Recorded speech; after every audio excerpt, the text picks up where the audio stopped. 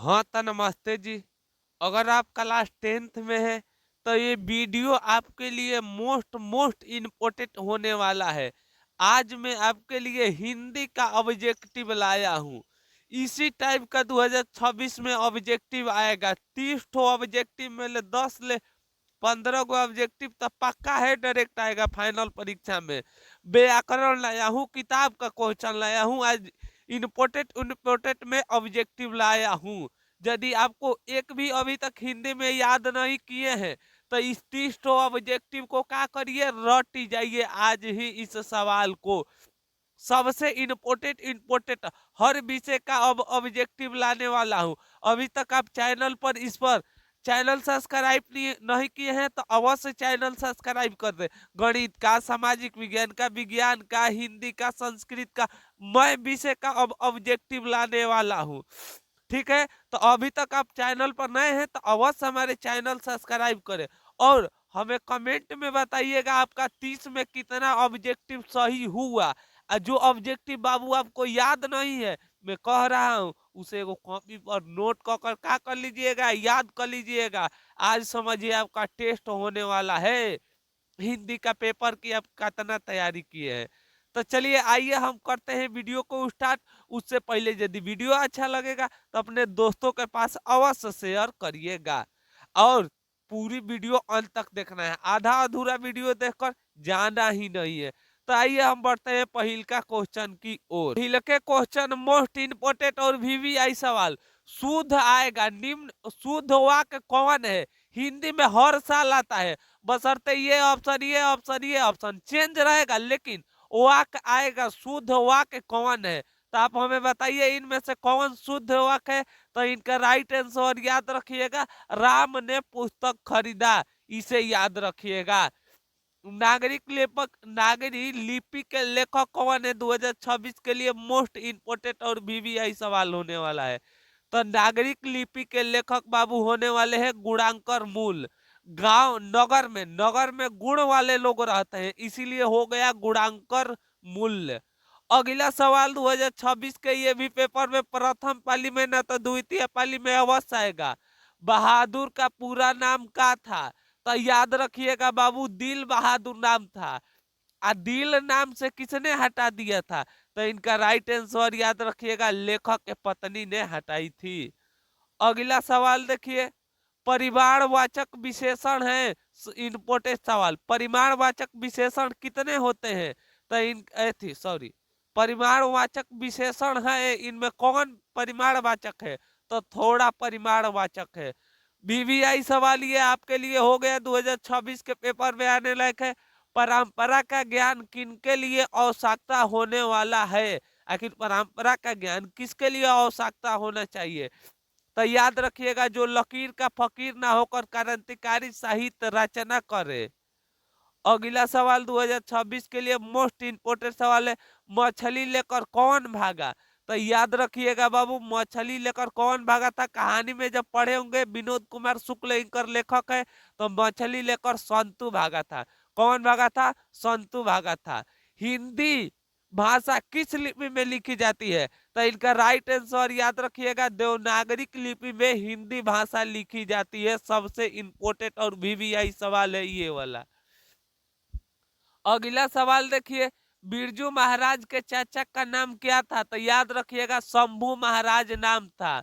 अगला, जार शाही कहाँ थी? तो याद रखिएगा बाबू, जार शाही कहाँ थी? तो इनका राइट आंसर याद रखिएगा, सोवियत रूस में थी। तो सोवियत नहीं दिया है, खाली रूस दिया है।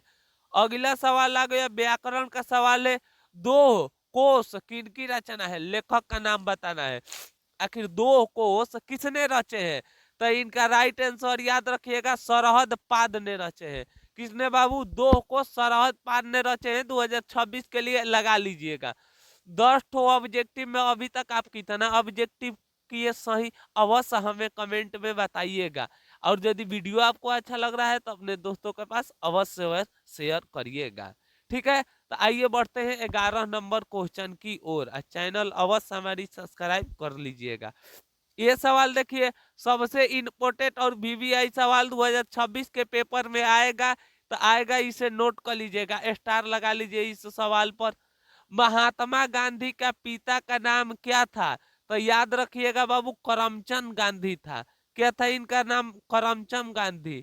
राजगृह कौन सा समास है? समास भी पूछता है एथी में, परीक्षा में। तो राजगृह कौन सा समास है बाबू? तो याद रखिएगा, इनका राइट आंसर हो जाएगा ए, तत्पुरुष समास है। अब आइए 13 नंबर सवाल देखिए। 13 नंबर है, निम्न में कौन स्वर नाम है? इनमें बताना है स्वर नाम कौन है। तो इनका राइट आंसर याद रखिएगा, में एक प्रकार की सर्वनाम है। का है बाबू? सर्वनाम है। अगला सवाल 2026 के पेपर में ये हो सकता है आ जाए, लेकिन वो वाला याद रखिएगा जो मैं स्टार लगाया था क्वेश्चन। अगला सवाल, गुरु नानक किस भक्ति धारा के कवि थे बबुआ?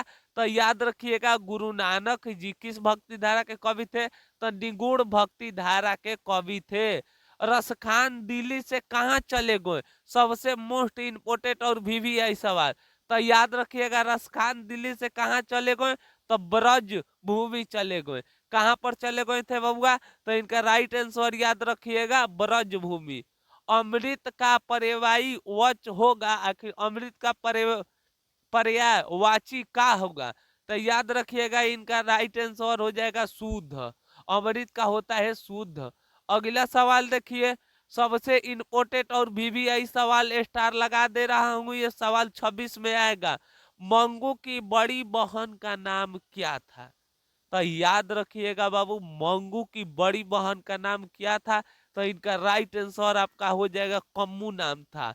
अगला सवाल 2026 के लिए तैयार हो गया है, इसे रट जाइएगा, स्टार लगा दे रहा हूं इस सवाल पर। सात कोड़ी होता कथकार हैं। सात कोड़ी होता किस भाषा के बाबू कथकार थे? तो इनका राइट आंसर याद रखिएगा, उड़िया। कमरा कमर कसना मुहावरा का अर्थ क्या होता है? ये सवाल बहुत बार बिहार बोर्ड में पूछा हुआ है। कमर कसना मुहावरा का अर्थ क्या होता है? तो याद रखिएगा, तैयार होना। कोई नहीं कहता है कमर कस कर अब बैठ जाइए, इसका मतलब अब तैयार हो जाइए, अब चलने के बारी हो गया है। तो 19 ठो ऑब्जेक्टिव यहाँ पर आकर बाबू, ठो ऑब्जेक्टिव 19 ठो समाप्त हो गया। और आपके पास 11 ठो ऑब्जेक्टिव है। 11 ठो ऑब्जेक्टिव देखकर तब हमें कमेंट में बताइएगा, आपका 11 30 ठो ऑब्जेक्टिव में कितना आप सही किए, कितना गलती किए। अवश्य हमें वीडियो अच्छा लग रहा है तो अपने दोस्तों के पास शेयर करिएगा। तो आइए हम बढ़ते हैं 20 नंबर क्वेश्चन की ओर। अब 20 नंबर क्वेश्चन सबसे मोस्ट इम्पोर्टेंट और वीवीआई सवाल 2026 के लिए प्रथम पाली न तो द्वितीय पाली में अवश्य पूछेगा। दक्षिण अफ्रीका से गांधी जी कब लौट कर आए थे? तो याद रखिएगा, 1915 में आए थे। हिंदुस्तान नामक सुनी अब ये संकुचित लजात। हिंदुस्तान नाम सुनकर लजात पंक्ति किस कविता से अशोधित है? तो याद रखिएगा बबुआ, ये किस पंक्ति से है? तो याद रखिएगा, स्वदेशी से। रसखान किस विषय में सिद्धित थे? रसखान थी किस विषय में सिद्धित है? तो याद रखिएगा, सेवैया छंद में। इंपोर्टेंट सवाल होने वाला है। अगला सवाल 2026 के लिए, इसे नोट कर लीजिए, ये पेपर में आएगा। अमरई का कुआं कहाँ था? तो याद रखिएगा बाबू, अमरई के कुआं ये कहाँ था? तो रंगापा के खेत में था। कहाँ था? तो याद रखिएगा, रंगापा के खेत में था। पपाती का उम्र क्या था? 12, 15, 18, 20। तो याद रखिएगा बबुआ, पंपाती का उम्र भी यही सवाल है, कितना था? तो इनका राइट आंसर याद रखिएगा, 12 था। अगला, सीता रोहासु क्यों हो गई? ये क्वेश्चन कहाँ से आ गया? धरती कब तक घूमती है। सीता बाबू रोआसू क्यों हो गई? अपनी काला ओढ़ना देख कर सीता का हो गई? रोआसू हो गई। अगला सवाल देखिए, बहादुर अपने घर से क्यों भाग गया? ये हो सकता है 2 नंबर में लिखने का जाए, न तो 1 नंबर में पक्का ये सवाल आएगा। बहादुर अपना घर से क्यों भाग गया बाबू? माँ के मार के कारण। क्वेश्चन आ सकता है, बहादुर क्यों माँ के डर से रात भर जंगल में कहा रहा, चाहे क्यों भाग गया? तो भाई को पीटा था, इसी कारण भाग गया। अगला सवाल देखिए, बिरजू महाराज किस शैली के नर्तक थे बबुआ? तो याद रखिएगा इनका राइट आंसर हो जाएगा किस नर्तक रहते? कथक नर्तक के। अगला सवाल 2026 के पेपर में आएगा ये, अशोक वाजपेयी का जन्म कब हुआ था? तो इनका राइट आंसर बाबू याद रखिएगा, अशोक वाजपेयी का जन्म हुआ था 16 जनवरी 1941 में। अगला सवाल देखिए, विलिप क्या है? विले नविक क्या है? तो याद रखिएगा ये एक प्रकार की का है बाबू, तो ये एक प्रकार की छोटा सा गांव है। इंपोर्टेंट सवाल ये 2026 के पेपर में आएगा, हमारे नींद कविता कहाँ से लिया गया है? तो इनका राइट आंसर याद रखिएगा, हमारे नींद कविता कहाँ से लिया गया है? तो इनका राइट आंसर हो जाएगा दृश्य चक्रण में स्पष्ट से। तो यहाँ पर बाबू आकर का हुआ आपका 30 ऑब्जेक्टिव समाप्त हो गया।